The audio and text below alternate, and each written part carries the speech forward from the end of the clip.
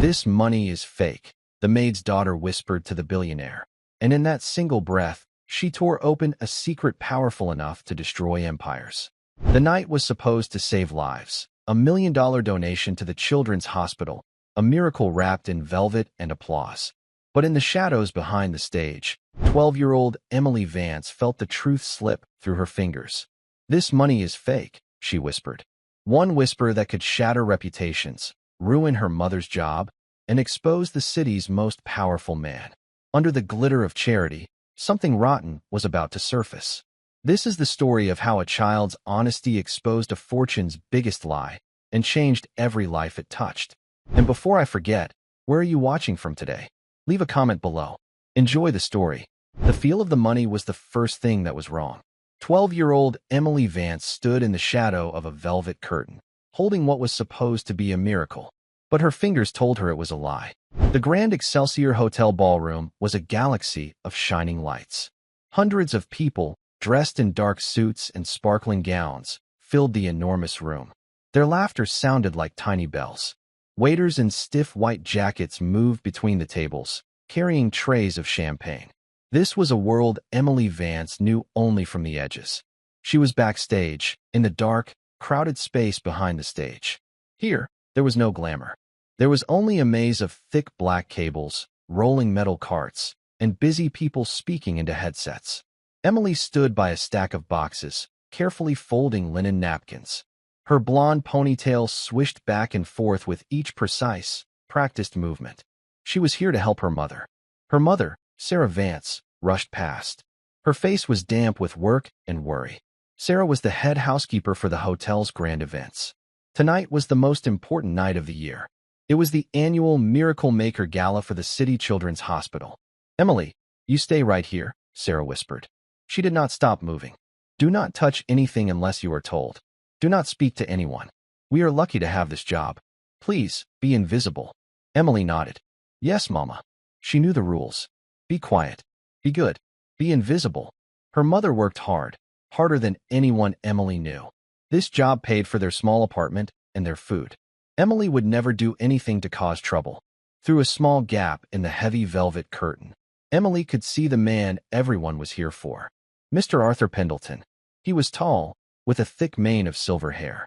His smile was bright and perfect, flashing again and again for the news cameras. Mr. Pendleton was a billionaire. He owned skyscrapers, a television station, and, as Emily's mother said, probably half the city. Tonight, he was the guest of honor. He was giving the hospital $1 million. The crowd adored him. They clapped every time his name was spoken. Suddenly, a man with a clipboard and a frantic look in his eyes burst backstage. This was Mr. Harrison, the event coordinator. He was known for yelling, "Where is the donation?" He snapped to a young woman holding a headset. "The presentation is in 5 minutes." 5.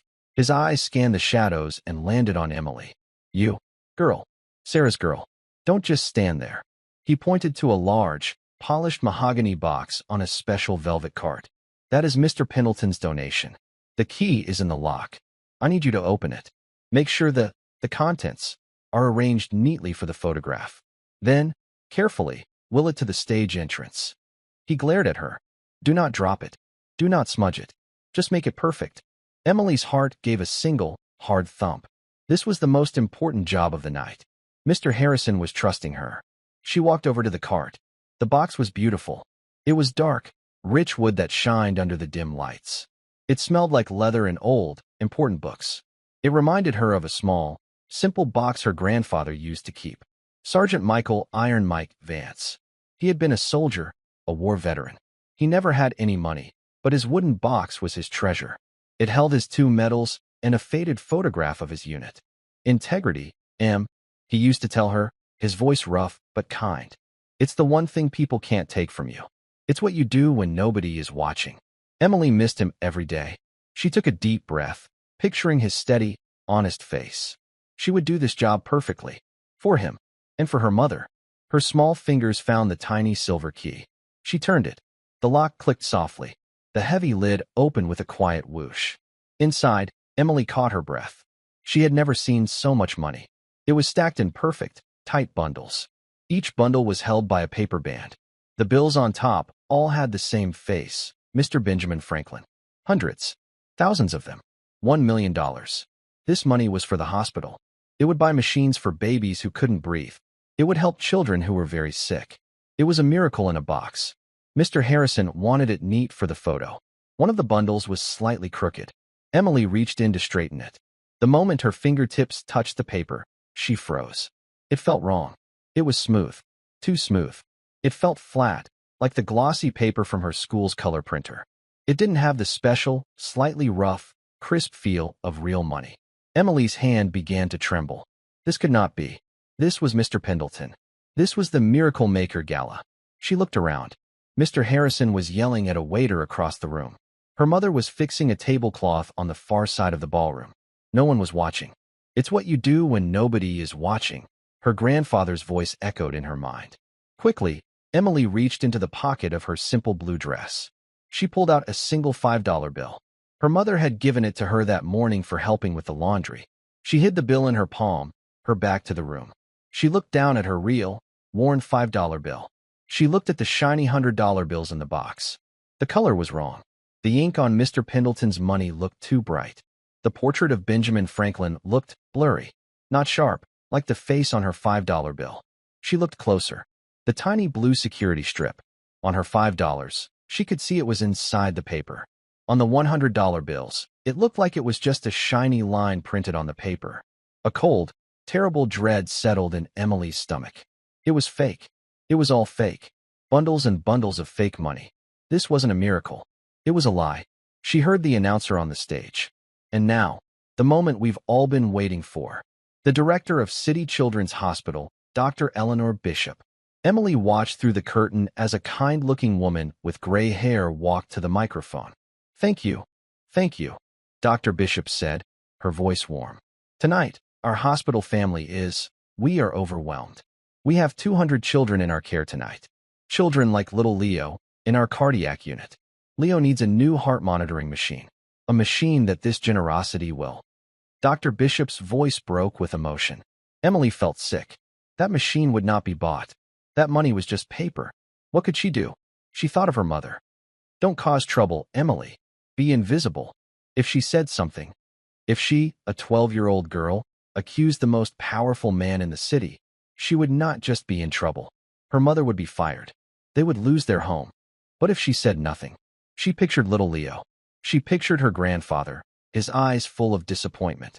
Courage isn't about being brave when it's easy, kiddo, he'd told her once. It's about being brave when your knees are knocking and you're scared to death. That's when it counts. Her knees were knocking. She was terrified.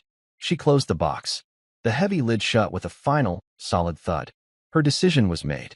She put her small hands on the handle of the velvet cart and began to push it toward the stage entrance. It was heavy, but her arms felt strong. Mr. Harrison saw her and rushed over, his face red and sweaty. Good. You're not totally useless, he hissed. Now give it to me, and go back to the napkins. The stagehands will take it from here. I need to see Mr. Pendleton, Emily said. Her voice was a tiny squeak. Mr. Harrison stopped. He actually laughed. It was a short, ugly sound. What? Are you deaf, girl? He's about to go on stage. Get out of the way. He put his hand on the cart to push her aside. Emily did not move. She put her own small hand right on the mahogany box. No, she said. This time, her voice was not a squeak. It was quiet, but it was clear. I have to give this to him. Personally. Mr. Harrison's face turned a dark, blotchy red. You insolent little brat. Who do you think you are? You are the maid's daughter. You will be fired for this. Your mother will be. Is there a problem here? The voice was deep, smooth, and full of power. It cut through Mr. Harrison's angry words like a knife. Arthur Pendleton stood right behind them. He was adjusting the cuffs of his perfect black tuxedo. The stage lights behind him made his silver hair glow like a halo. The cameras were pointed at the stage, not at him. His famous, bright smile was gone. His face was cold and impatient. Mr. Harrison began to sputter. Mr. Pendleton. Sir, I am so sorry. This girl, she is just the help. She's confused. She won't let go of the donation. Mr. Pendleton looked down at Emily. His eyes were the color of a frozen lake.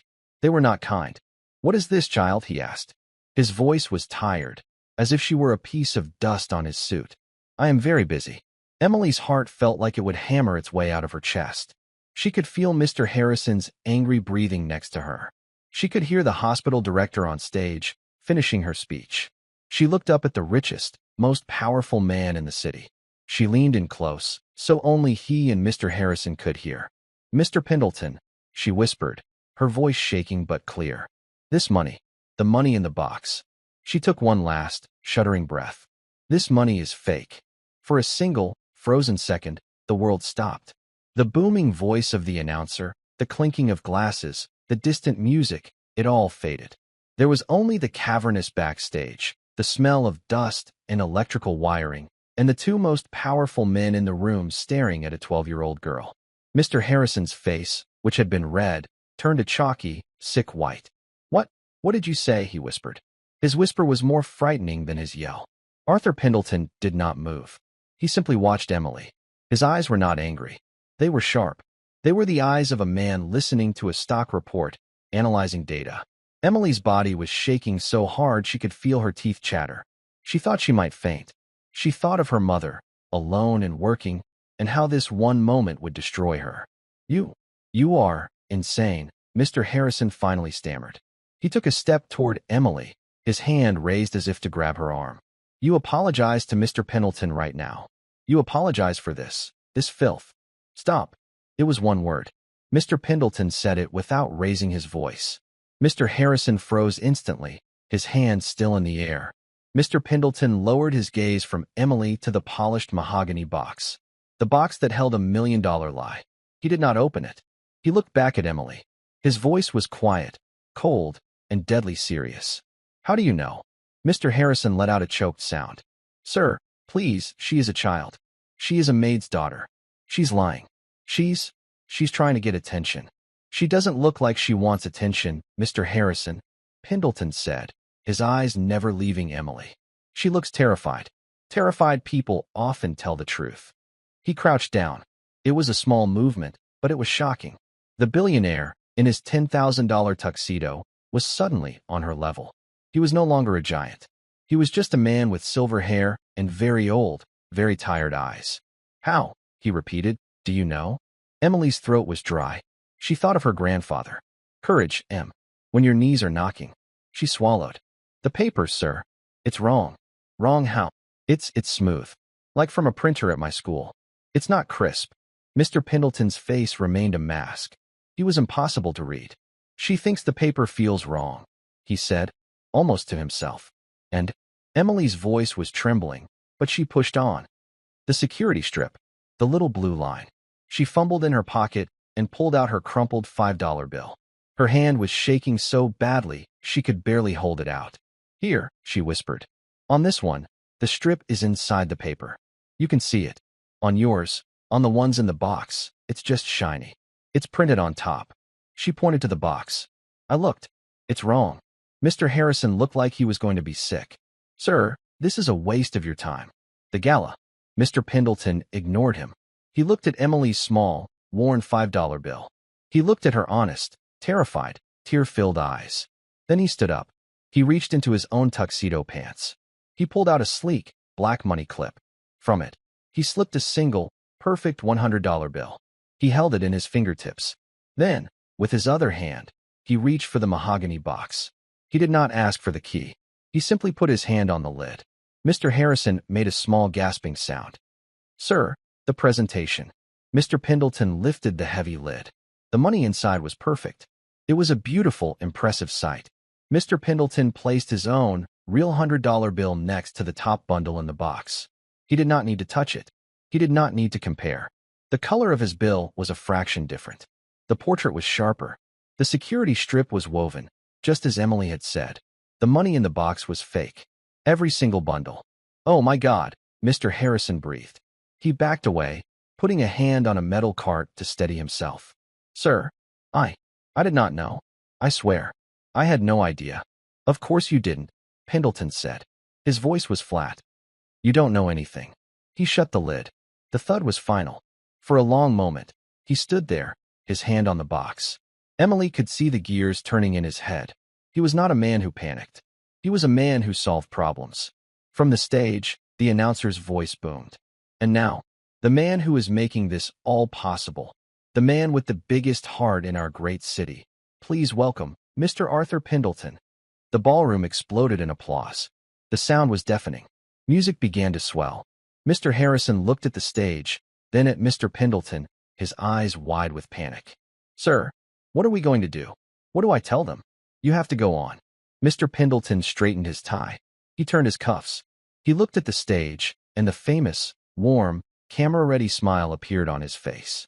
It was like turning on a light. You will do nothing, Mr. Harrison, he said, his voice now light and cheerful, though his eyes were still like ice. You will proceed exactly as planned. Emily stared at him in horror. Sir, Mr. Harrison stammered. The stagehands, Mr. Pendleton said, pointing. Have them will the donation out. We will do the presentation. We will take the photographs. We will thank Dr. Bishop. And you, he turned his head, his smile still locked in place, will not say one single word. He couldn't. He wouldn't. He was going to use the fake money. He was going to lie to the hospital director. He was going to lie to everyone. Emily felt a cold sickness wash over her. Her grandfather's integrity, this man had none. He was a fraud. Mr. Pendleton started to walk toward the stage. No, Emily whispered. He stopped. He turned. His smile was gone. What did you say to me, child? You can't, Emily said, her voice shaking but finding a new strength. It was the strength of her grandfather. That's lying. Those children, Dr. Bishop, she thinks she's getting machines for little Leo. Mr. Pendleton walked back to her. He was the giant again. Listen to me very carefully, child. That hospital will get its money. It will get its machines. But right now, there are 500 people in that room. There are news cameras. If this, he tapped the box, becomes a story, the story isn't the hospital gets its money. The story is Arthur Pendleton's gala is a fraud. And the hospital gets nothing but embarrassment. Do you understand? Emily didn't. It felt wrong. It felt like a deep, terrible cheat. Your name, he demanded. What is it? Emily. Emily Vance. Well, Emily Vance, you have two choices. You can stand here, be silent for 5 minutes, and let me fix this. Or you can make a scene, destroy this event, and personally see to it that your mother never works in this city again. He looked at Mr. Harrison. Not a word. He looked at Emily. You, do not move from this spot. When I am done, you and I are going to have a talk. He turned, his smile instantly reappearing. He walked into the blinding lights of the stage. The applause was like thunder. Thank you. Thank you. His voice boomed over the speakers. Dr. Bishop, what a wonderful evening. Emily stood in the shadows, her body rigid. She watched the man she had tried to help. He was a magnificent liar. He was warm. He was funny. He praised the hospital staff. Mr. Harrison, still pale, gestured frantically to the stagehands. The box. Take the box. 2 men in black shirts pushed the velvet card onto the center of the stage. They placed it right between Mr. Pendleton and the smiling, hopeful Dr. Bishop. Mr. Pendleton, Dr. Bishop said, her voice thick with emotion. I simply have no words. Your generosity, it is a lifeline. The pleasure is all mine, Dr. Pendleton said. Let's show everyone what a miracle looks like, shall we? Together, they opened the box. The cameras surged forward. Their flashes were like tiny explosions, one after another. Flash, flash, flash. Mr. Pendleton reached in and picked up 2 of the fake bundles. He held them up high, grinning as he handed one to Dr. Bishop. She held it to her chest, tears streaming down her face. Emily felt her own tears, hot and angry. She was part of the lie. He had used her silence to trick that nice woman. She felt a hand on her arm. She jumped. It was her mother. Emily, what are you doing? Sarah Vance's face was creased with worry. She had seen Emily standing alone, staring at the stage, pale as a ghost. You look sick. What happened? What did you do? Emily looked at her mother's tired, frightened face. She looked at the stage, where Mr. Pendleton was shaking hands, a hero. She was trapped. She couldn't tell her mother. She would lose her job. She couldn't tell anyone. Nothing, Mama, Emily whispered, her voice breaking. I just feel dizzy. It's hot back here. Oh, sweetie, Sarah said, her voice softening. She put a cool hand on Emily's forehead. You just sit down for a minute. Right here. I'll get you some water. This night is almost over. but Emily knew it wasn't. The applause finally faded. Mr. Pendleton shook a few more hands, waved to the crowd, and walked off the stage. The smile vanished. His face was a mask of cold fury. He ignored the people trying to congratulate him. He ignored Mr. Harrison. He walked straight through the dark, cluttered backstage. He walked directly to Emily and her mother. Sarah's eyes went wide. She quickly tried to stand in front of Emily. "Mr. Pendleton, sir. I'm so sorry if she was in the way. She's a good girl. She was just—" "Mrs. Vance," he said, cutting her off. His voice was not unkind, but it was absolute. "Your daughter is remarkable. She has brought a very serious matter to my attention." Sarah's face lost all its color. "A matter, sir?" "Yes, a private business matter. I need to speak with her immediately." "Sir, she's only 12.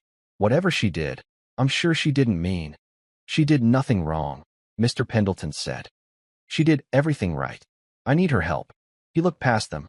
A very large man in a dark suit had appeared silently from the shadows. He had an earpiece and a face that looked like it was carved from stone. This was Mr. Graves, the head of security. "Graves," Pendleton said, "take the box from the stage. Dr. Bishop is not to touch it. Tell her my team is securing it for the transfer. Bring it, and the girl, and her mother, to the penthouse suite. Now, use the private elevator." "Sir," Sarah whispered, grabbing Emily's hand. "The penthouse. I don't understand." Mr. Pendleton looked down at her. "Mrs. Vance, your daughter just saved me from making the biggest mistake of my career. Now, please, come with me. We have $1 million problem to solve. And I think your daughter is the only one in this entire building who knows how to fix it." The private elevator was not like the service elevators Emily and her mother used. Those were metal boxes that smelled of cleaning solution and old food. This elevator was a room. The walls were covered in dark, polished wood, the same as the donation box. A small, upholstered bench sat against one wall. The light was soft and golden. It was completely silent. The whoosh of the gala, the music, the voices, the clatter of plates, was gone. It was just the four of them, rising silently through the heart of the hotel. Mr. Graves, the security man, stood by the doors. He held the mahogany box in one hand, as if it weighed nothing. His eyes were fixed on the polished metal door. Sarah Vance stood pressed against the back wall, holding Emily's hand in a grip so tight it hurt. Her breathing was shallow. She kept glancing at Mr. Pendleton, then at the floor, as if looking at him directly was forbidden. Emily stood beside her. She watched Mr. Pendleton. He was not looking at any of them. He was staring past Mr. Graves, at his own faint reflection in the elevator door. He was perfectly still, but Emily could almost feel the energy coming from him. It was like a machine, humming with power and thought. He was not angry. He was calculating. He was a man who had just found a snake in his house, and he was deciding exactly how to kill it. Emily's fear was still there, a cold knot in her stomach. But beneath it, a new feeling was stirring. Curiosity. He had lied to everyone. But he had told her she did nothing wrong. She did everything right. He had seen the same fake money she had. He had seen her grandfather's integrity in her, even for a second. But he had used the lie anyway. He had smiled for the cameras and handed that bundle of fake paper to Dr. Bishop. Why? The elevator slowed with a gentle sigh. The door slid open. Emily gasped. It was not a hotel room. It was a palace in the sky. The penthouse was one enormous room, with windows that wrapped around 2 entire walls.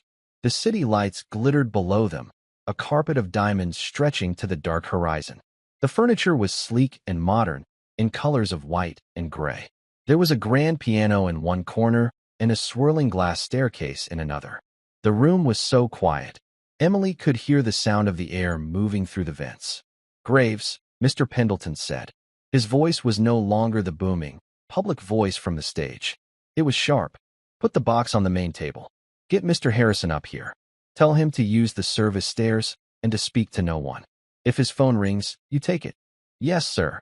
Mr. Graves set the box on a long glass table, then moved silently to a phone in the corner, his voice a low murmur. Mr. Pendleton unbuttoned his tuxedo jacket. He walked to a large, dark bar and poured himself a glass of water from a crystal pitcher. He did not offer them any.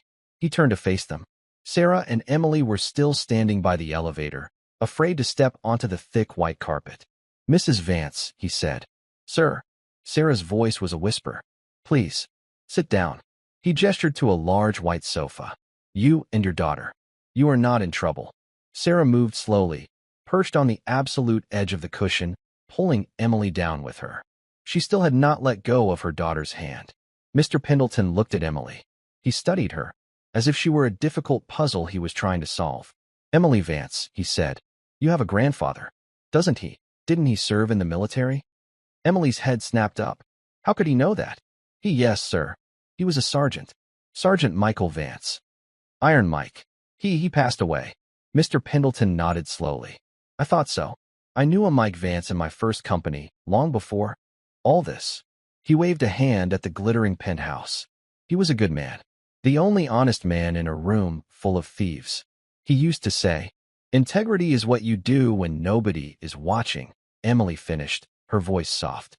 A flicker of something, surprise, sadness, crossed Mr. Pendleton's face. It was gone in an instant. He told you that, did he? He took a sip of water. Well, Emily, you did him proud tonight. You have more integrity in your little finger than my entire staff has in their whole bodies. Sarah Vance let out a small, confused sound. Sir, I don't understand. The money. The money, Mrs. Vance, was counterfeit, Mr. Pendleton said. Every last bill. It was a complete, professional fake. A very, very good fake. Good enough to fool anyone who wasn't looking. Good enough to fool anyone who. He looked at Emily, wasn't touching it with honest hands. But who? Sarah whispered. What? That, Mr. Pendleton said, is the million-dollar question. He began to pace, his expensive shoes silent on the thick rug. This was not a simple theft, Mrs. Vance. This was an attack. This was sabotage. He stopped and looked at them, his eyes dark. I have rivals. Men who would like to see me fail. Men who would love to see a headline tomorrow. Arthur Pendleton's million-dollar donation is fake. It would ruin my reputation. It would destroy the hospital's gala. It would make me a laughingstock. He pointed a long finger at Emily. Your daughter stopped that from happening. She came to me. She did not run to a security guard. She did not yell and make a scene. She was terrified, but she was brave. She brought the problem to the one person who could fix it. But on stage, Emily said, finding her voice. You gave it to her. You lied to Dr. Bishop. You held up the fake money. Mr. Pendleton nodded, his face grim. Yes, I did. He walked to the window and looked down at the city lights. Emily, in my world, perception is reality. The fact is that the hospital will get its money. I will write a personal check from my own account for $2 million, and it will be delivered by armed guard to Dr. Bishop's office tomorrow morning. Sarah gasped, her hand flying to her mouth.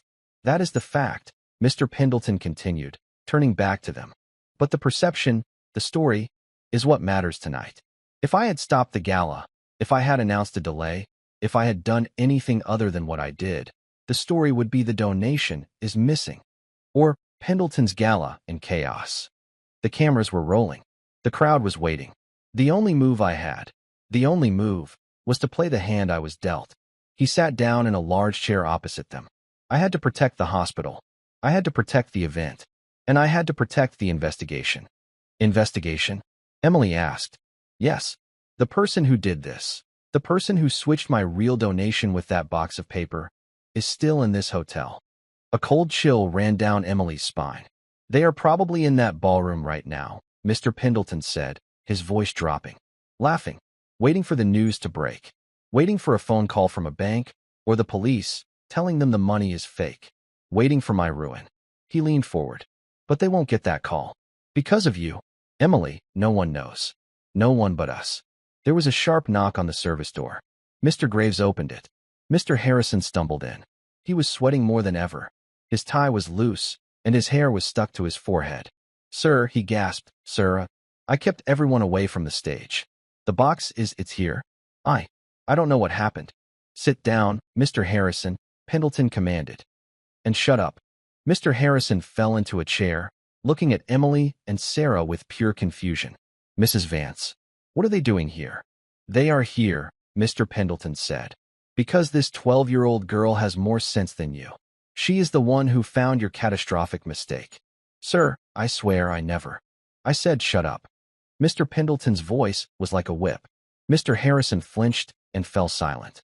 Mr. Pendleton turned his full attention back to Emily. His anger was gone. He was focused. Emily, I need you to think. Very, very carefully. From the moment you were given the job to the moment you opened that box. Who did you see? Emily's heart was pounding. This was a police show. This was real. I was at the curtain, she said, her voice small. Folding napkins. And Mr. Harrison told you to get the box? Yes, sir. He was yelling.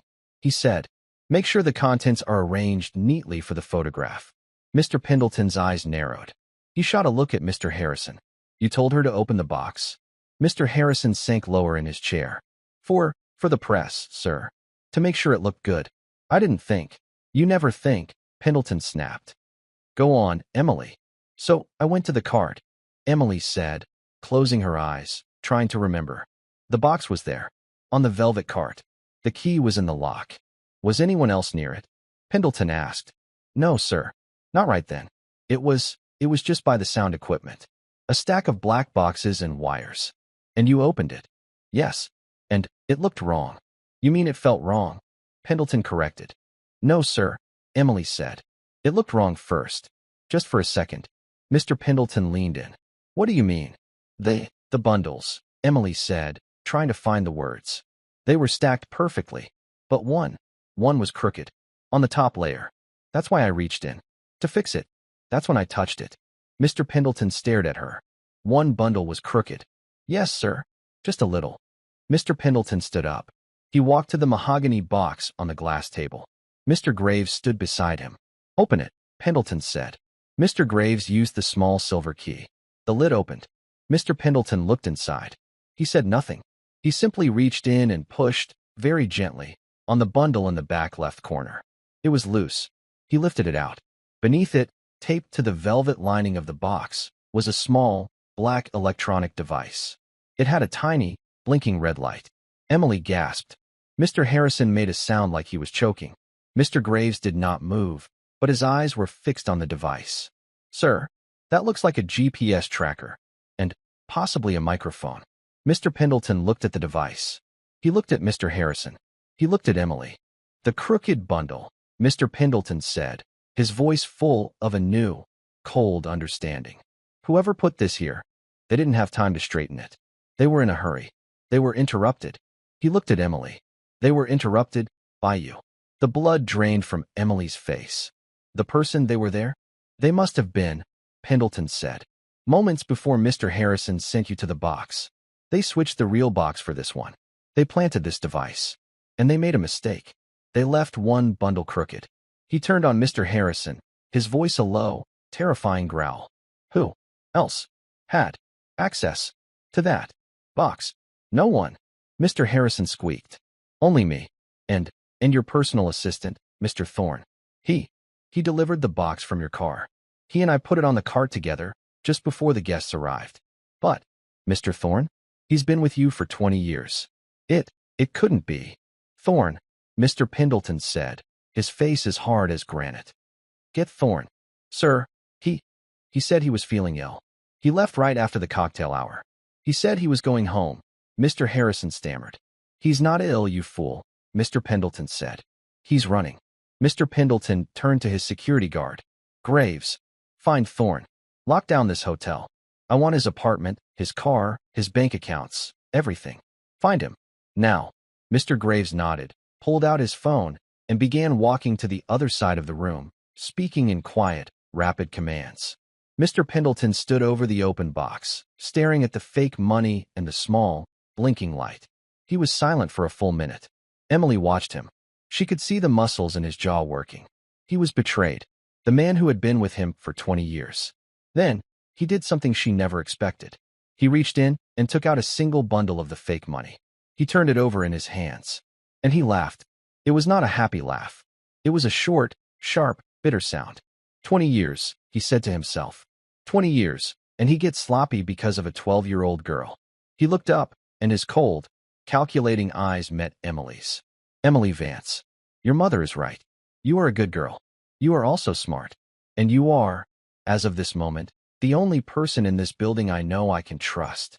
He tossed the bundle of fake money back into the box. Which is why, he said, You and your mother are not going home. Sarah stood up, her fear returning. Sir? Not going, but we have to. Mrs. Vance, the man who did this is a traitor. He knows Mr. Harrison. He has probably seen your daughter backstage.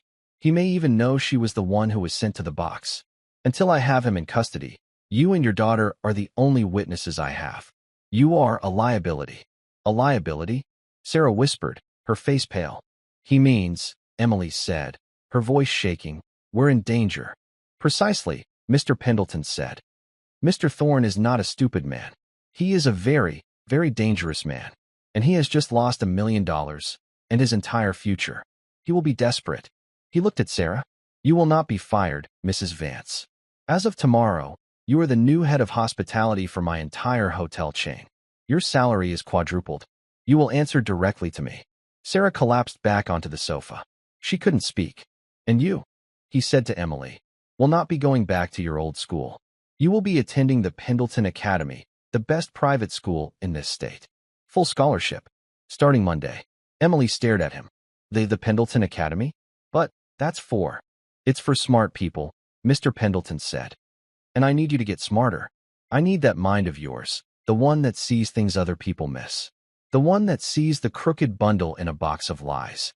My grandfather always said, keep the honest ones close. Your grandfather, Sergeant Mike Vance, would agree. He looked at Mr. Graves, who was just getting off the phone. Well, Mr. Graves' face was grim. Thorne's car is gone from the garage. His apartment is empty. He's in the wind, sir. But we found something. In the employee locker room. Hidden in Harrison's locker. Mr. Harrison shot up. My locker? I didn't. We found, Mr. Graves said, holding up a small plastic bag, this. It was a single, crumpled $5 bill. Mr. Harrison's face turned a shade of gray that Emily had never seen before. My locker? He stammered, looking at the plastic bag Mr. Graves was holding. That's not. I've never. What is that? It's a $5 bill, Mr. Harrison, Mr. Pendleton said, his voice dangerously quiet. Found tucked inside the pocket of your spare jacket. In your locker, where you presumably put it for safekeeping.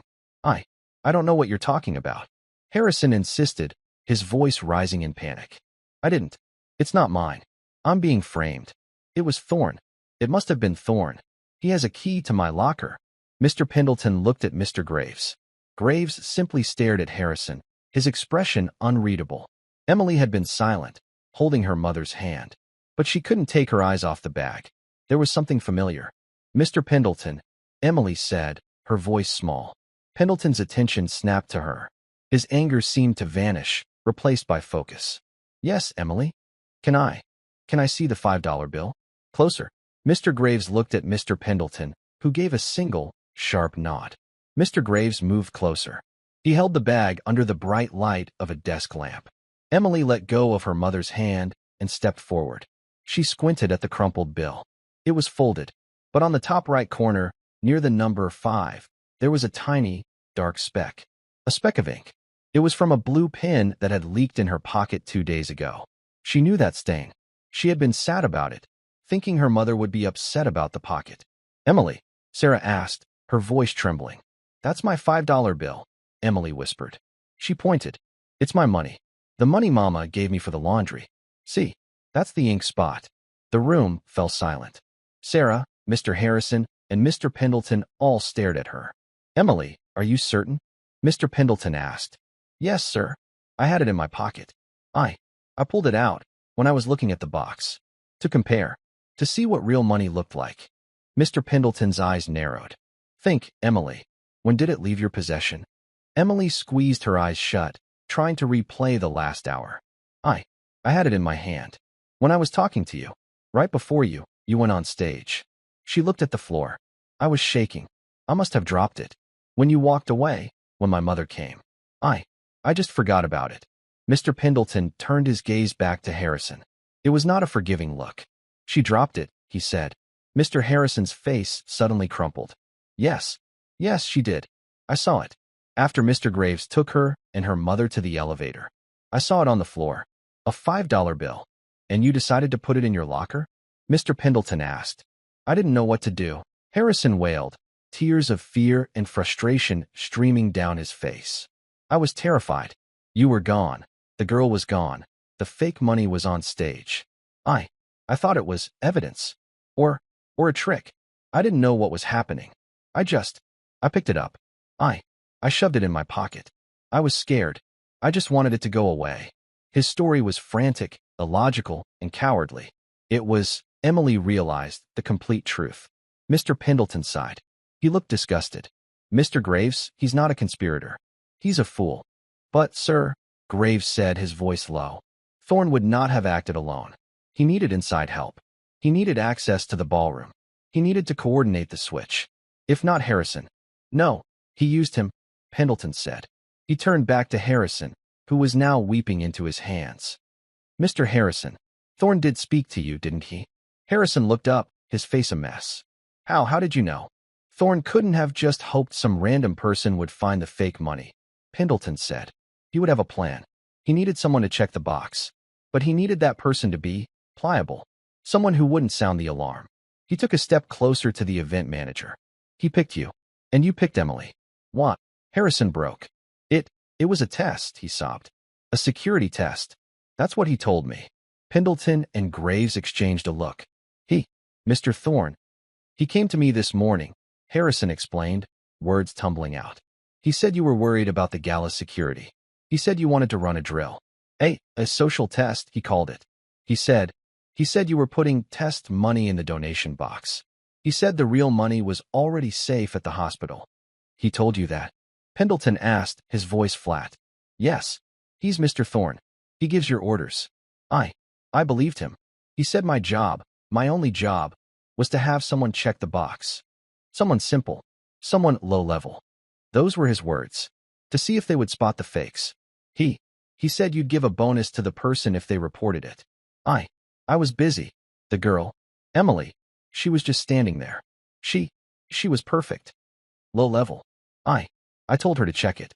I thought she'd just straighten the bundles and close it. I thought she'd fail the test. Harrison's voice cracked. And then, when she did spot it, when she came to you, I thought I had failed. I thought you would fire me for picking someone who was too smart. I didn't know it was real. I swear, Mr. Pendleton. I swear on my mother's life. I thought it was a test. The confession hung in the air, pathetic and complete. Mr. Pendleton stared at Harrison for a long time. There was no anger left. Only a profound, icy disappointment. Mr. Thorne, Pendleton said, was my assistant for 20 years. He knew you. He knew your greed. He knew your incompetence. And he used you perfectly. He turned to his security chief. Mr. Graves, take Mr. Harrison to the security office. Give him a bottle of water and a guard. He is not to speak to anyone. He is not a criminal. He is a material witness. And an idiot. Get him out of my sight. Yes, sir. Mr. Graves grabbed Mr. Harrison by the arm. Sir, please. I'm sorry, Harrison cried, as he was hauled out of the room. I didn't know. The door clicked shut. The penthouse was silent again. It was just Arthur Pendleton, Sarah, and Emily. Mr. Pendleton walked to the great window and looked down at the city. He seemed very tired, and for the first time, very old. 20 years, he said, mostly to himself. He was like a son to me. Sarah, who had been frozen in fear, found her voice. It was the voice of a mother. Mr. Pendleton, she said, standing up. Sir, this Mr. Thorne, you said he's dangerous. You said he knows Emily was the one. What happens to my daughter? Pendleton turned from the window. The weariness was gone. His face was hard again. He's not a son, he said, his voice like iron. He is a traitor. And he is a fool, just like Harrison. A fool? Emily asked. But he stole $1 million. He tried, Mr. Pendleton said. But he failed. He failed because he got sloppy. He failed because he underestimated the low-level people he's looked down on his entire life. He failed because of you, Emily. He pointed to the mahogany box on the table. That tracker. That microphone. Thorne put it there because he's arrogant. He didn't just want to steal the money. He wanted to watch. He wanted to hear the panic when the fake money was found. He wanted to hear me, on stage, humiliated. Emily's blood ran cold. He was listening? Yes, Pendleton said. He was listening when Mr. Graves and my men were moving the box. He was listening when we got in the elevator. And he was listening, right here in this room, when I told your mother I was giving the hospital $2 million to make up for it." Sarah gasped. "He heard you." "He heard me," Pendleton said. "And he got greedy." "Mr. Graves." Mr. Graves stepped back into the room. "Sir, we have a problem. Dr. Bishop. She's in the ballroom. She's telling the press about your spontaneous and incredible $2 million donation." Pendleton nodded. "Let me guess. Thorne called her." Anonymously, Graves confirmed. "From a burner phone. He told her assistant that you were so moved by the evening, you had decided to double your pledge." The press corps went wild. Your own PR team, not knowing what to do, confirmed the story. "It's on the news. Right now." Mr. Pendleton almost smiled. It was a terrible sight. "He's bold. I'll give him that. He's not just stealing my million. He's forcing me to give away 2 more. He thinks he's bleeding me dry, all while I'm forced to smile and look like a hero. He's using my own reputation against me."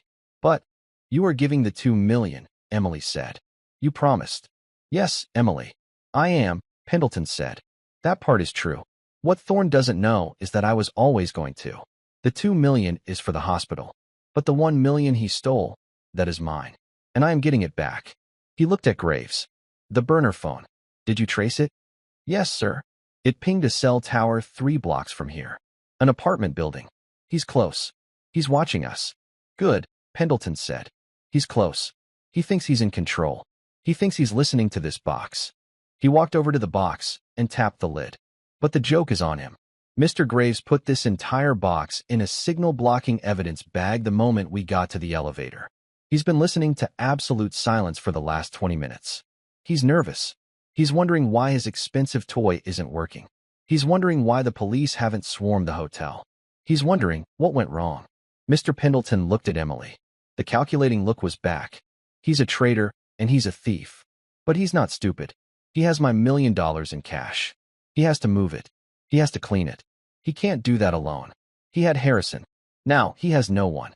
He'll be desperate," Sarah whispered, pulling Emily close. "Exactly," Pendleton said. "And desperate men make mistakes. He already made one. He left a bundle crooked. He didn't count on the maid's daughter with Sergeant Mike Vance's eyes." He looked at Sarah, his voice firm. "Mrs. Vance, Emily, you will not be going home tonight. You will stay here, in this suite. Mr. Graves will have a team of 4 men outside that door. You will be the 2 safest people in this city." He then looked at Emily. "Thorne thinks he's invisible. He thinks he's a ghost. But you saw what he did. You're the only person who has. He's been watching me for 20 years, but you saw him."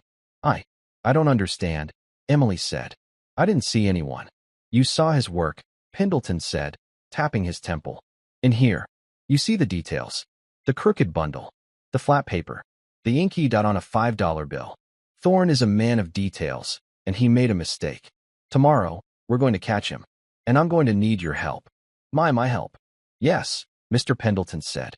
"He's in the wind. He could be anywhere. But he has $1 million in cash. He has to get it out of the city. He'll need a new plan. He'll need a new partner. And when he makes his next move, I need someone who can spot the lie. I need someone who can see the one crooked thing in a room full of perfection."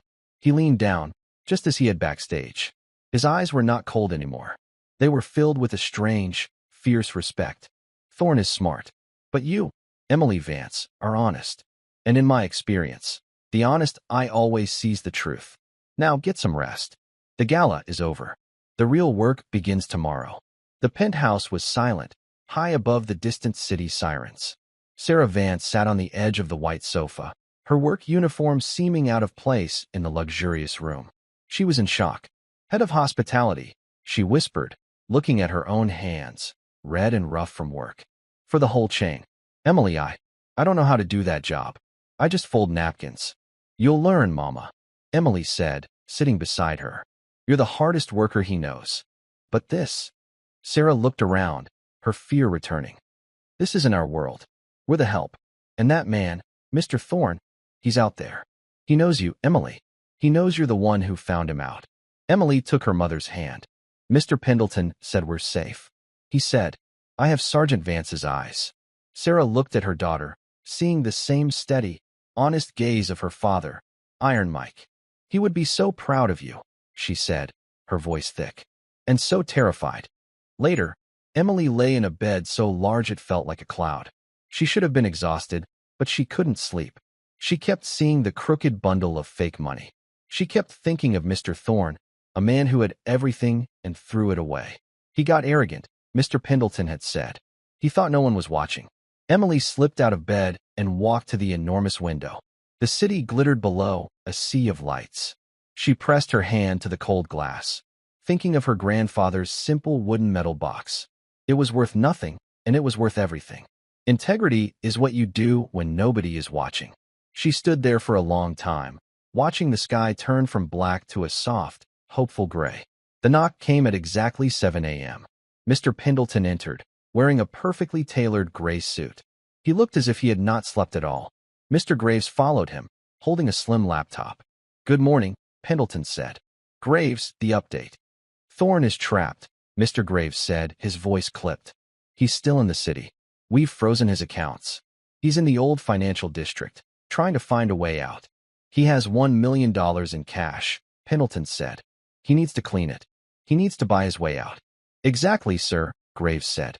"He's contacted a dealer in rare coins, Silas Vane. Thorne is trying to buy Vane's collection of 17th-century gold doubloons. The price is $1 million. He's walking into the trap. The meeting is at 10 a.m. Pendleton nodded. "Good. We will be waiting." "Sir," Graves said, "a complication. Thorne is paranoid. He knows my face and all my men's faces. If he sees anyone he recognizes, he will bolt. He'll take the money and disappear." Mr. Pendleton was silent for a moment. He looked at Mr. Graves. Then he looked at Emily. "He knows your faces, Mr. Graves, but he does not know hers." Sarah stepped forward immediately. "No, sir. Mr. Pendleton. She is a child. You cannot put her in a room with that criminal." "Mrs. Vance, I give you my word," Pendleton said, his voice firm. "She will be in no danger. She will be with me, in a reinforced back office, behind a one-way mirror. He will never see her." "Then why?" Sarah cried, pulling Emily close. "Why does she have to be there?" "Because Thorne is a snake," Mr. Pendleton said. "He betrayed me for 20 years. What if the cash he brings isn't my money? What if it's more fakes? He could be trying to con Vane, to get the gold and keep the cash. I can't take that chance." He knelt, just as he had done backstage. He spoke only to Emily. "I need your eyes, Emily. You're the only one who has seen the truth. You're the only one who can spot the lie. When he opens that case, I need you to tell me, is it my money? Or is it another crooked bundle in a box of lies?" Emily looked at her mother's terrified face. Then she looked at Mr. Pendleton, who was trusting her with everything. She thought of her grandfather. "Courage, Em, when your knees are knocking." "I'll do it," Emily said. Silas Vane's coin shop was a small, dark place that smelled of old metal and dust. Emily, her mother, and Mr. Pendleton were in the tiny back office. On the wall was a dark, square window. Mr. Pendleton touched a switch, and it lit up. It was a one-way mirror, looking out onto the shop. "He will not see us," Mr. Pendleton whispered. "Mr. Graves and his team are in the alley and across the street. He cannot escape." Emily's heart felt like a drum. She held her mother's hand. The bell on the front door chimed. A man in a dark baseball cap and sunglasses entered, carrying a silver briefcase. It was Mr. Thorne. He looked pale and nervous, his eyes darting everywhere. "Vane," he rasped. "Mr. T," the shop owner said. "The payment." "Show me the gold first," Thorne snapped. Mr. Vane brought out a heavy tray of dull gold coins. Thorne inspected one, then nodded.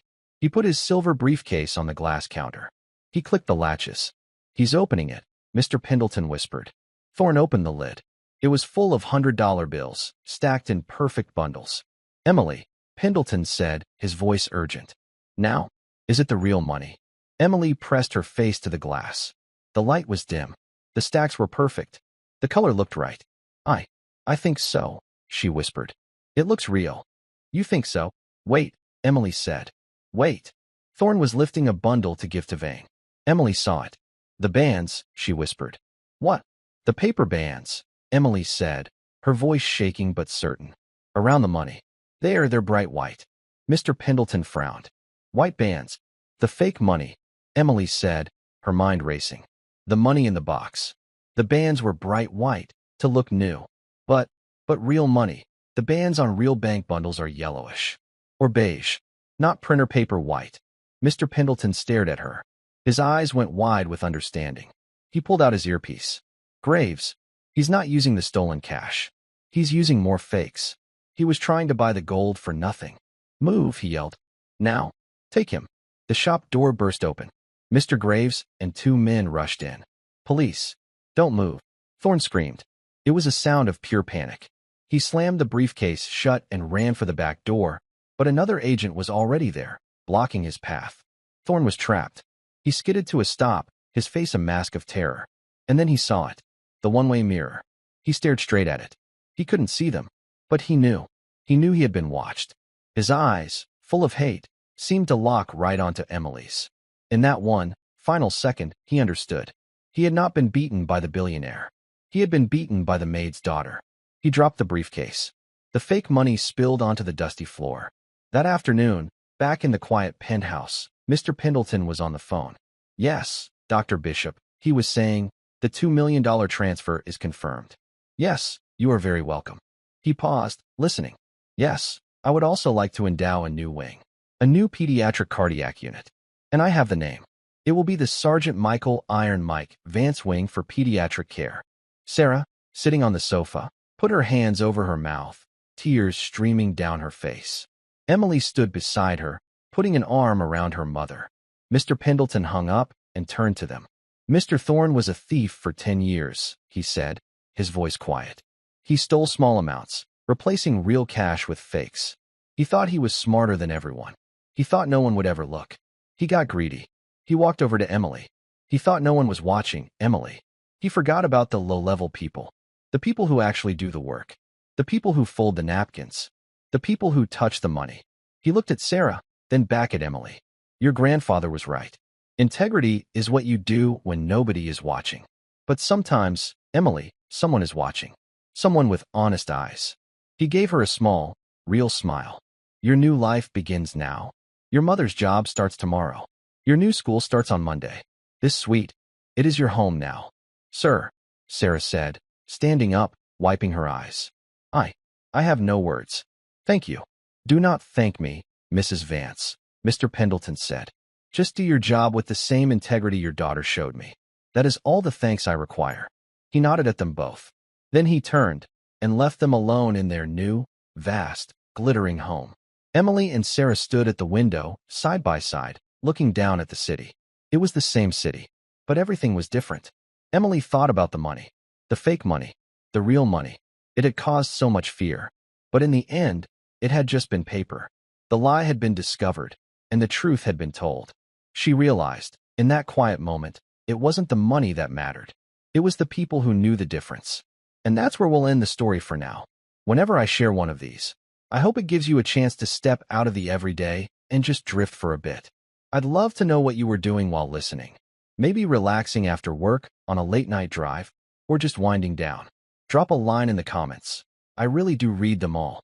And if you want to make sure we cross paths again, hitting like and subscribing makes a huge difference.